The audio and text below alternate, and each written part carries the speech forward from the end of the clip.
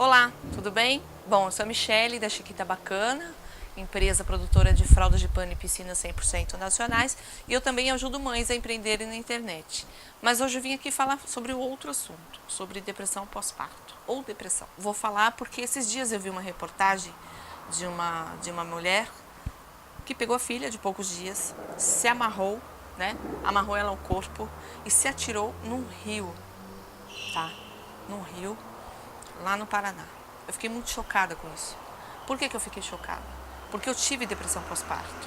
Só que a depressão pós-parto, ela é muito discriminada. Todo mundo fala que depressão é frescura, quando não é frescura. Eu vou contar um pouco como foi pra mim superar a depressão pós-parto e como que aconteceu. Em 2007, quando nasceu minha segunda filha, Beatriz, já no hospital, ela nasceu com 36 semanas, prematura, a minha bolsa rompeu, eu fui para o hospital e foi feito muito terrorismo, eu tive muitos problemas durante a internação, tive que trocar de hospital e nessa troca me botaram na ocitocina sintética, me fizeram sofrer um bocado e depois eu acabei numa cesárea também. A cesárea também deu problemas mais pra frente, então foi um conjunto de fatores aí que influenciaram demais nessa depressão.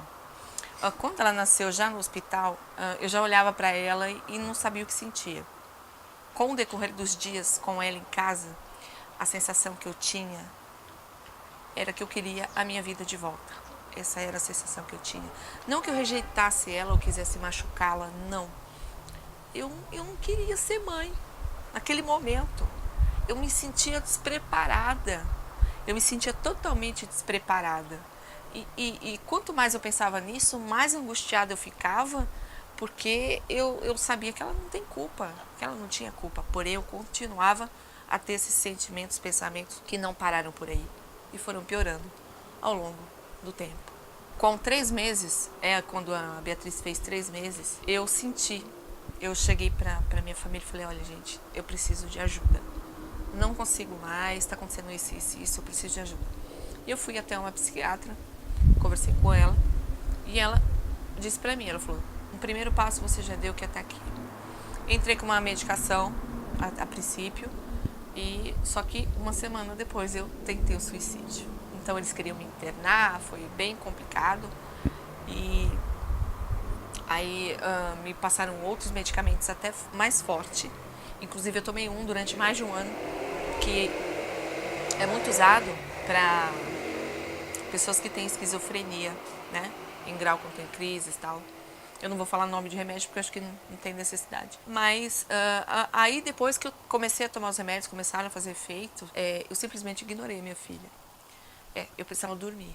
Então eu ficava muito pouco com ela. Até os 6 meses, pelo menos, quem ficou foi minha mãe, foi babá, foi um monte de gente. E eu simplesmente não queria saber. Foi nessa época que entrou em mim um pouco das artes manuais. Eu sempre gostei muito de modelar, de mexer com artesanato. E eu comecei nessa época pintando. Pintei vários quadros, que eu tenho até hoje guardado. E fiz algumas artes também em biscuit, outras coisas. Mas que me ajudou pra caramba, vou dizer pra vocês. Me ajudou muito. Essa fase que eu fiquei introspecta, né, introspectiva, dentro de mim, me ajudou pra caramba, porque eu passava o tempo todo pintando, ou modelando, ou fazendo alguma coisa. Isso me trazia de volta, de certa forma. E com 6 meses da Beatriz, eu pedi para que a babá fosse embora. E eu passei a ficar com ela de segunda até sexta-feira, todos os dias sozinha com ela. Já também me testando um pouco, porque eu já estava diferente. E foi nessa época que eu descobri a alergia ao leite dela. Aliás, não descobri, fui descobrir muito depois, mas que ela começou a passar muito mal. Enfim, conversando esses dias com uma amiga, ela me falou que ela teve depressão. E essa depressão ajudou ela a conhecer as artes manuais também. Na questão dela foi o bordado. E o quanto ajudou ela, porque ela não chegou ao extremo que eu cheguei, de tomar remédios, né? Acho que a terapia ela até fez, mas tomar remédios, essas coisas. E hoje, né, algum tempo depois da depressão dela, virou um negócio. Então, assim, eu acho que a gente também pode empreender com artes manuais, de repente, de alguma situação que acontece, tipo, por exemplo, a depressão pós-parto. Tá? Então, assim, tudo é possível. Mas falando sobre a depressão e sobre o que as pessoas falam a respeito, né? As pessoas geralmente olham pra gente e falam que é frescura, que isso não acontece, que não, você não precisa. Que as pessoas dizem, eu não tenho tempo para ter depressão. Gente, depressão é coisa séria. Coisa séria. E pode acometer qualquer pessoa, não é somente mães. Acomete qualquer pessoa, qualquer tipo de pessoa. E a gente não pode sair por aí julgando as pessoas por isso. Não pode. Eu acho que um pouco também da depressão pós-parto, essa maternidade cor-de-rosa, de comercial de margarina, que todo mundo, né, pinta, vamos dizer assim, pra gente. Ninguém sabe o que tem por trás. Ninguém tá lá perto da gente no puerpério. O puerpério é muito complicado.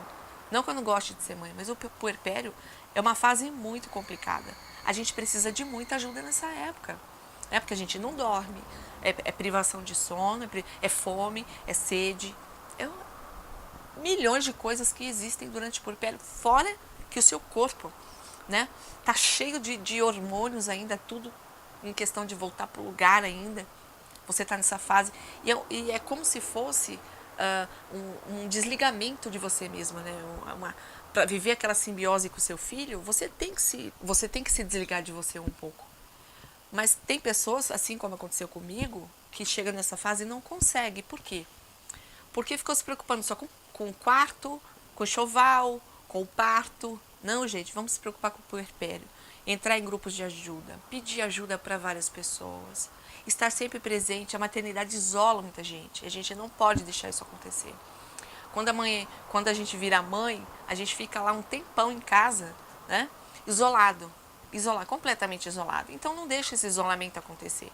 Procure grupos que vão te ajudar a passar pelo puerpério de uma maneira mais tranquila, mais suave e bastante informação. Colham muita informação, tá? Depressão não é frescura, é real e pode acontecer com qualquer pessoa, qualquer uma. A depressão pós-parto também pode acontecer com qualquer mãe, tá? Existe um mito, eu lembro que a minha psiquiatra falou pra mim, que eu jamais poderia ter outro filho na minha vida porque eu teria depressão. Isso não aconteceu, tá? Eu tenho a Luísa com 5 anos e não tive mais depressão pós-parto. Passei ilesa. Mas por quê? Porque eu tinha conhecimento, eu tinha informação, eu tive ajuda, eu tive coisas que eu não fiz lá em 2007. A Luísa nasceu em 2011. Eu não tive ajuda lá, né? Todo esse acolhimento, essa informação, tudo que eu fui atrás saber sobre a amamentação também, porque eu queria muito amamentar e eu não conseguia amamentar, por conta da depressão, por conta de pitaco, por conta de N fatores. E com a Luísa foi totalmente diferente. Eu fiz o parto que eu queria, tive o parto que eu queria, não tive depressão, tive um puerpério melhor, não que tenha sido menos difícil, não, foi difícil igualmente aos outros 2 filhos. Mas foi mais fácil na questão de saber o que vai acontecer, né? De não ficar pintando a coisa de cor de rosa e chegar lá, você vê que o negócio não é bem assim, entendeu? O choque, não teve o choque. Então, assim, essa dica, esse conselho que eu dou para vocês, se informem muito. Procurem grupos de ajuda, grupos de grávida, né? Tem muito Insta no Brasil. Corre lá, tá bom? Se você gostou do vídeo, dá um like aqui embaixo. Se inscreve no canal, tá? Compartilha com as suas amigas, tá bom? Essa informação sobre a depressão é muito importante. É bom que chegue para todo mundo. Compartilha com as suas amigas e pede aqui se você quer algum tema que eu venho aqui e gravo para vocês, tá bom? Eu vou deixar um beijo. Tchau!